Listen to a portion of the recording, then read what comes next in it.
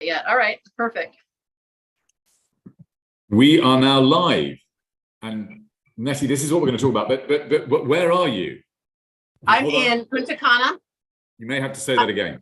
We are now live. Hi, everybody. I'm in Punta Cana. I'm in the Dominican Republic. I'm in Punta Cana, but tomorrow I'm going to go up to San Francisco de Marcory to see the Zorzal estate and learn more about cacao and chocolate. And it's very sunny, and you are not too jet lagged. No, because I've been here a few days. I got here on the 12th, so I'm good. I'm good. I'm going to be ready for tomorrow. I'm leaving the hotel around 11, and then I think we meet up with everybody around 5:30. I think we go to the Zorzal estate. Maybe it's Monday, so I'm looking forward to that. It should be great. But we are really here to celebrate the launch of your wonderful book, which I've been very excited by. I was actually going to show one of the early drafts that we have, but I think given we've got the final copy, I think we should be using that. And we're launching it this week with a couple of bars that you've chosen for us. But I thought what would be fun is for people to get to know you a little bit more about why you wrote the book and everything. So I know that you don't love this, but we are huge fans of you and your family and your chocolate passion. So I wanted to make sure that everybody could know a little bit more about you and Curtis and my namesake and everybody else. So tell us about you and how you got into chocolate. I have an 18-year-old named Spencer who works in a chocolate factory, actually at Utah State. He works in a small craft chocolate factory in his university. So my name is Nettie Atkisson, as you mentioned. I'm a photographer, a teacher, a former nursery school director, and I'm an author. The Chocolate Seed is my first book. Later on this year, my second book's being published, and it goes into a little more detail for children about chocolate. Which is great. And tell us a bit about the book, who it's aimed at and why you wrote it.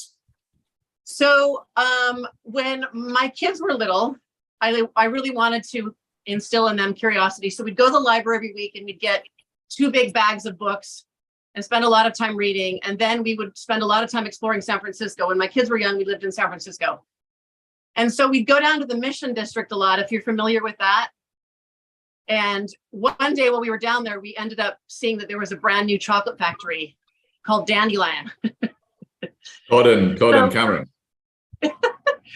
So we walked in, and I was in my 30s, and I saw people sorting something. They were moving around these beans, which I'd never seen. So now I know they were cocoa beans, but there was people sorting. There was these gigantic metal drums filled with chocolate spinning. And then there was a lot of people around a table wrapping up these gorgeous glossy chocolate bars in gold foil. And so from that moment on, my kids and I were hooked. We brought Curtis back. We all went to all the tours. We brought friends to all the tours. We took all the classes Dandelion had. And then as our children got older, we started to travel again. And so we would ask Dandelion. Cynthia, Jonathan would always give us recommendations of where to visit. So we'd start visiting chocolate makers. And when I was visiting chocolate makers, I didn't see any books for young children. And people might wonder, why would you write a book for children 0 to 3? There's a few reasons. When my daughter Annie was born, her pediatrician told me how important it was to read to babies, because babies' brains are developing so quickly from the ages of 0 to 5. And so it's very important for them to hear words. And so I wanted to write a children's book about chocolate for the youngest among us, so that they had, before they went to bed, a nice soothing rhythm, and that parents could enjoy a book that also taught them, because I always loved learning new things when I was reading to my children. So it's 2 things. It's one, that basically reading to your kids is fantastic for them because it helps expand their brains. And then reading to your kids is also fantastic as a way of learning about stuff that you didn't know about. So even though everybody eats chocolate, you are quite right. You know, everybody who isn't in this chocolate world, who eats chocolate, who doesn't know where chocolate comes from or how it's crafted, will learn so much from this book, and they'll have fun doing it.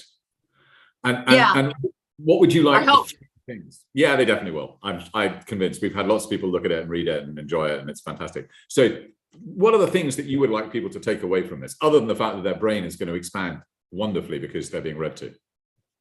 So I wanted people, hopefully the book will inspire respect and all the people working respect for all the people working behind the scenes, mostly invisibly, to make chocolate. There's so much coordination that goes into making chocolate, and so many people are working so hard. So I wanted to draw attention to that. I mean, another really simple thing, just because I didn't know until I was 26, was for people to learn that chocolate comes from a fruit. I had no idea until I was 26. And then, yeah, just parents to learn and children to learn more about the process of chocolate. I was just talking about it with some of the employees here at the hotel, and they were shaking their head. They had no idea how long the process was of growing and fermenting and drying and roasting and grinding and everything that goes into it. And so, yeah, I wanted people to be more aware of that.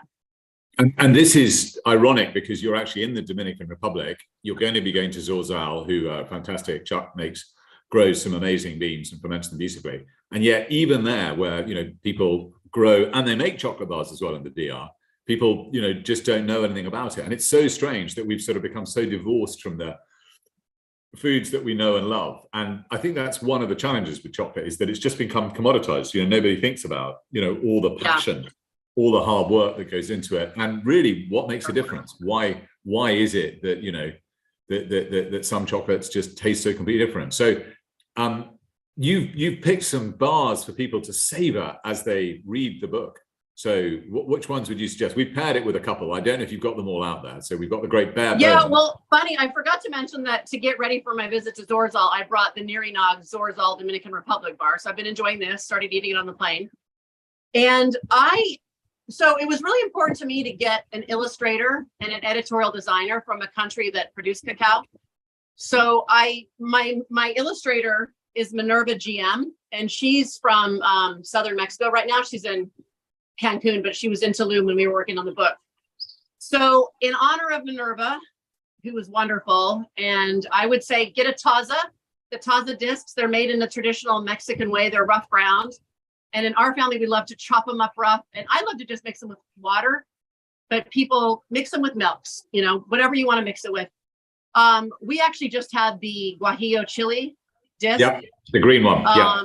So good with water. My 18-year-old Spencer loves to just eat the taza discs as they are. He loves the cinnamon one, just eats the whole thing. I also, as a teacher, I would suggest, because look at how beautiful the packaging is. One of my favorite bars is this one from Bolivia from Original Beans.